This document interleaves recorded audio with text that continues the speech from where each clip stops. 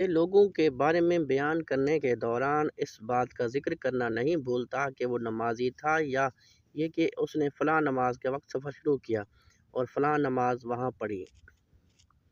اگرچہ وہ نجومیوں اور ستارہ شناسوں سے احوال دریافت کرتے تھے، لیکن توہم پرستی سے دور تھے۔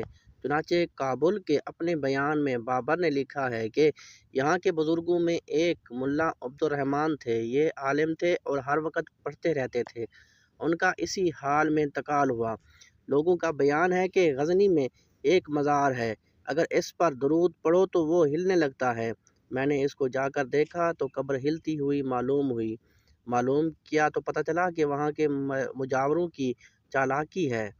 قبر کے اوپر ایک جال سا بنایا ہے، جب وہ جال پر چلتے ہیں تو وہ ہلتی ہے، اور اس کے ہلنے سے قبر بھی ہلتی ہوئی معلوم ہوتی ہے۔ میں نے اس جال کو اکھڑوا دیا اور گنبد بنوا دیا۔ بابر نامہ میں اس قسم کے دوسرے واقعات بھی ملتے ہیں، لیکن بابر کی موت اپنے آپ میں ایک بہت روحانی واقعہ ہے۔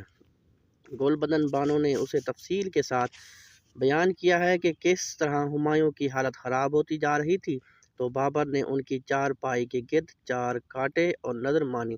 وہ لکھتی ہیں کہ ہمارے یہاں ایسا ہوتا تھا، لیکن بابا جانم نے تو اپنی جان کے بدلے ہمایوں کی جان مانگ لی تھی۔